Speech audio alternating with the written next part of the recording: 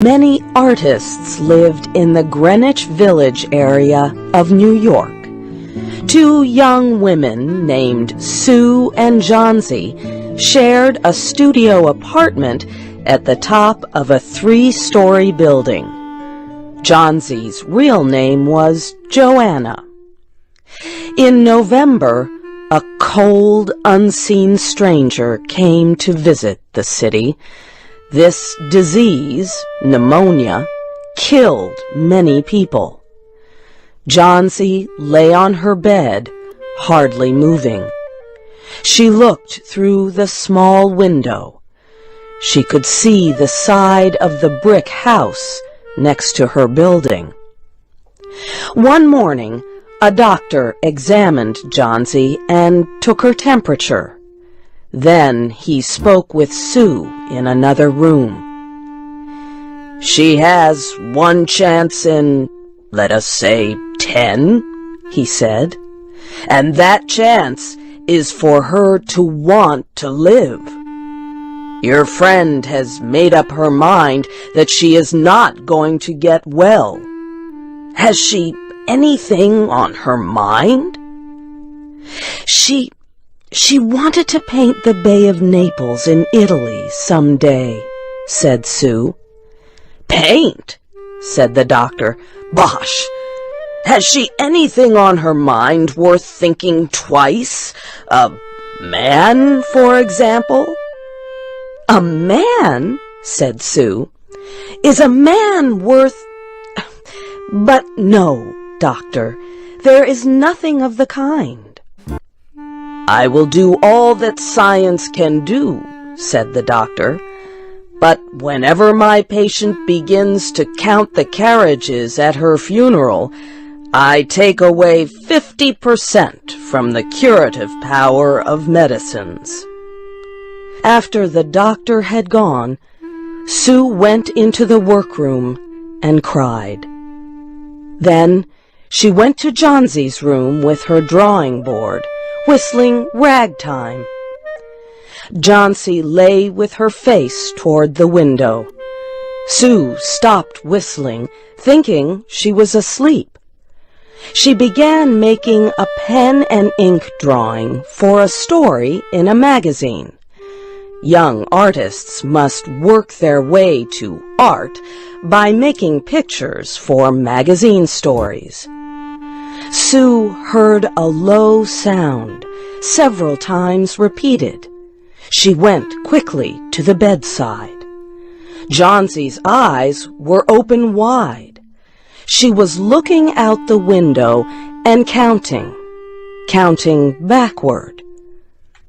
12, she said, and a little later, 11, and then 10, and 9, and then 8 and 7, almost together.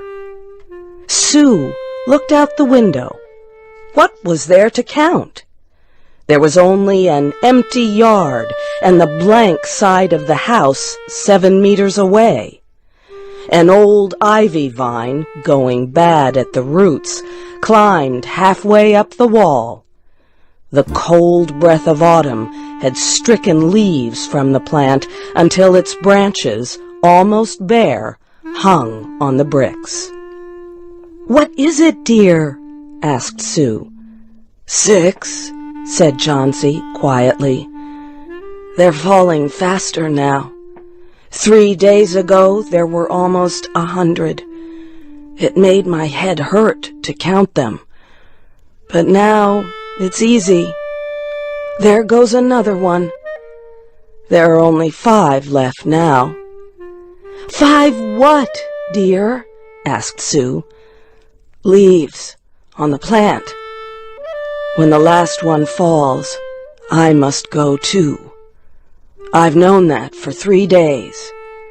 Didn't the doctor tell you?" "Oh, I never heard of such a thing," said Sue. "What have old ivy leaves to do with your getting well? And you used to love that vine.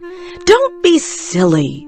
Why, the doctor told me this morning that your chances for getting well real soon were— Let's see exactly what he said. He said, the chances were 10 to 1. Try to eat some soup now, and let me go back to my drawing so I can sell it to the magazine and buy food and wine for us. You needn't get any more wine, said Johnsy, keeping her eyes fixed out the window. There goes another one. No, I don't want any soup. That leaves just 4. I want to see the last one fall before it gets dark. Then I'll go too. Johnsy, dear, said Sue, will you promise me to keep your eyes closed and not look out the window until I'm done working? I must hand those drawings in by tomorrow. Tell me as soon as you have finished, said Johnsy, closing her eyes and lying white and still as a fallen statue. I want to see the last one fall. I'm tired of waiting. I'm tired of thinking. I want to turn loose my hold on everything and go sailing down, down, just like one of those poor, tired leaves. Try to sleep, said Sue. I must call Mr. Behrman up to be my model for my drawing of an old miner. Don't try to move until I come back. Old Behrman was a painter who lived on the ground floor of the apartment building. Behrman was a failure in art. For years he had always been planning to paint a work of art, but had never yet begun it. He earned a little money by serving as a model to artists who could not pay for a professional model. He was a fierce little old man who protected the 2 young women in the studio apartment above him. Sue found Behrman in his room. In one area was a blank canvas that had been waiting 25 years for the first line of paint. Sue told him about Johnsy and how she feared that her friend would float away like a leaf. Old Behrman was angered at such an idea. Are there people in the world with the foolishness to die because leaves drop off a vine? Why do you let that silly business come in her brain? She is very sick and weak, said Sue, and the disease has left her mind full of strange ideas. This is not any place in which one so good as Miss Johnsy shall lie sick, yelled Behrman. Some day I will paint a masterpiece, and we shall all go away. Johnsy was sleeping when they went upstairs. Sue pulled the shade down to cover the window. She and Behrman went into the other room. They looked out a window fearfully at the ivy vine. Then they looked at each other without speaking. A cold rain was falling, mixed with snow. Behrman sat and posed as the miner. The next morning, Sue awoke after an hour's sleep. She found Johnsy with wide-open eyes staring at the covered window. "Pull up the shade. I want to see," she ordered quietly. Sue obeyed. After the beating rain and fierce wind that blew through the night, there yet stood against the wall one ivy leaf. It was the last one on the vine. It was still dark green at the center, but its edges were colored with the yellow. It hung bravely from the branch about 7 meters above the ground. "It is the last one," said Johnsy. I thought it would surely fall during the night. I heard the wind. It will fall today, and I shall die at the same time." "Dear, dear," said Sue, leaning her worn face toward the bed, "think of me if you won't think of yourself. What would I do?" But Johnsy did not answer. The next morning, when it was light, Johnsy demanded that the window shade be raised. The ivy leaf was still there. Johnsy lay for a long time looking at it. And then she called to Sue, who was preparing chicken soup. "I've been a bad girl," said Johnsy. "Something has made that last leaf stay there to show me how bad I was.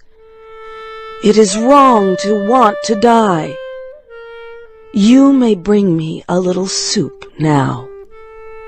An hour later she said, "Someday I hope to paint the Bay of Naples."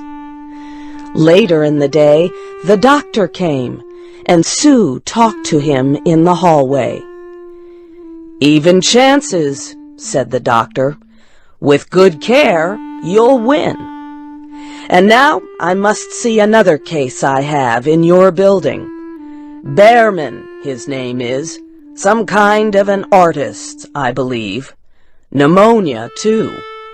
He is an old, weak man, and his case is severe. There's no hope for him, but he goes to the hospital today to ease his pain." The next day, the doctor said to Sue, "She's out of danger. You won. Nutrition and care now. That's all." Later that day, Sue came to the bed where Johnsy lay and put one arm around her. "I have something to tell you, White Mouse," she said. "Mr. Behrman died of pneumonia today in the hospital. He was sick only 2 days. They found him the morning of the first day in his room downstairs, helpless with pain. His shoes and clothing were completely wet and icy cold. They could not imagine where he had been on such a terrible night.